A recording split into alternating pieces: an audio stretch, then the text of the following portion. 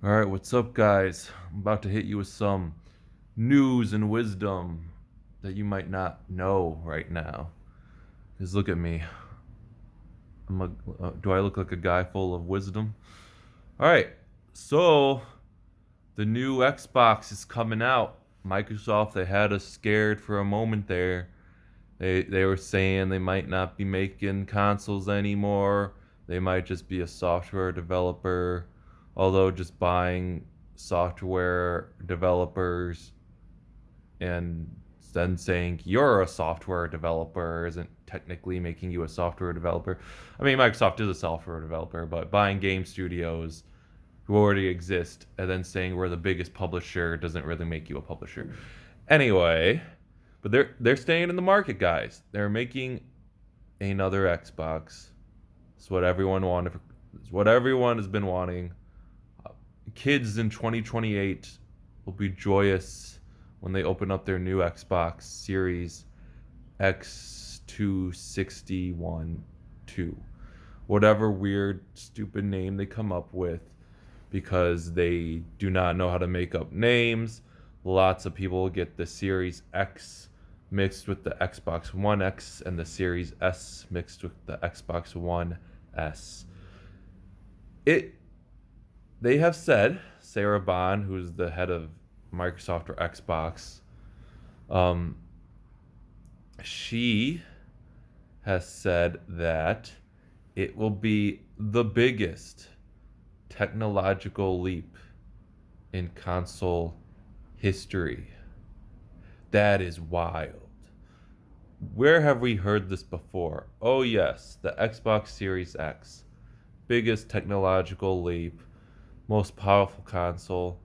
Oh, and what?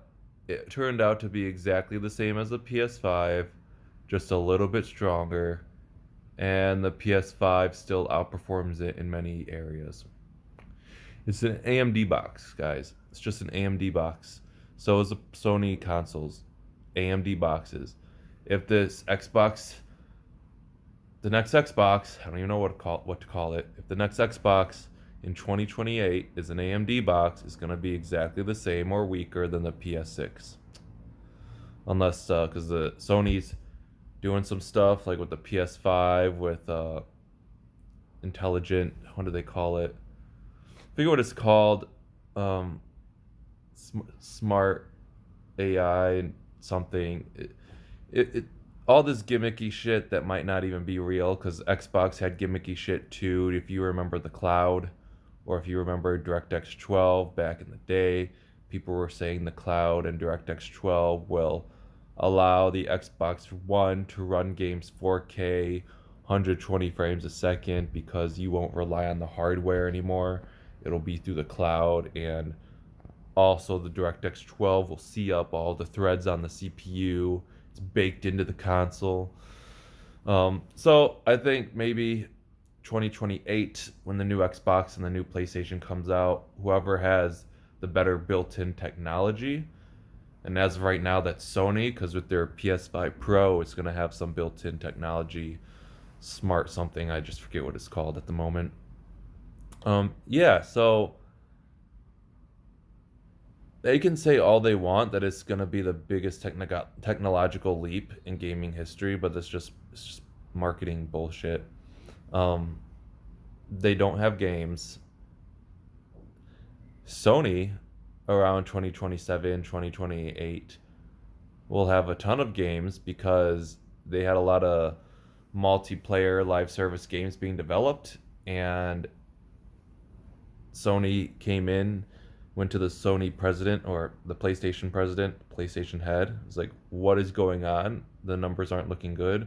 You're doing all these live service games. That's not sustainable. Get these studios back on single player games. And he retired, and all these games got canned, like the Spider-Man multiplayer game and the Last of Us multiplayer game, and they're focusing now on single player again. So and that is why there aren't a lot of PlayStation exclusives coming out right now. So by 2027, 2028, Sony's going to make sure these games are out around the new console generation. And if Microsoft again, has nothing besides a Yakuza deal, just like they did with the Series X. All you had was like Yakuza 0 or something. They're going to be struggling again. And I think the 2028 console generation will be their last if they need to sell at least, because right now they're losing to Sony like 2-1 or more. It needs to be like 3-2 for them to stay in it. If not, they're just not going to do it anymore. But it is weird that they're saying, yeah, we might leave it, and then like 2 months later, now they're saying, oh no, 2028, biggest console technological leap ever. I don't know. I don't care because they offer nothing anymore. I don't under. It's so amazing to me how you could have the original Xbox with Halo and Xbox Live, and then the Xbox 360 with Halo 3 and all these exclusives. The great controller. It was this cool futuristic white. You could go on its back or stand up, and then the Xbox One came around and they just like had no idea what they were doing anymore, and up to this day, no idea what they were doing. So yeah, oh, also great news, guys. They're doubling down on backwards compatibility and legacy titles, keeping game preservation going, which is good. Game preservation is always good, but um, I mean, I thought all the games were mostly backwards compatible anyway, but I guess they weren't. And they're saying, hey guys, we're still working on having even more backwards compatible games. Um, how about new games? Where's Quantum Break 2? I'm back in the day, like 10 years ago, back in the day, like 2014, 2015, 2016. Where's Quantum Break 2? Where's Sunset Overdrive 2? Where's Record 2, but actually a good Record? Like, where are all these games? Your main exclusive Halo right now, Halo MCC and Halo Infinite, just changes anti-cheat, and now it's a mess. There's cheaters everywhere in that game. That game's ruined. Uh, I don't know, guys. I just think it's just gonna be another AMD box, just like the PS6, and it's just gonna lose again. If they really don't, if they just make an AMD box in 2028 to compete with Sony's AMD box, they're gonna lose again. So, guys, comment down below. What do you guys think? What do you think? Are you going to get the Xbox in 2028? Do you not care about the Xbox in 2028? Do you only care about the games? Will you sell your house to the Xbox in 2028? Are you super excited, or will you just get a Switch 2? Comment down below. Feel free to like, subscribe, and I'll see you guys in the next video.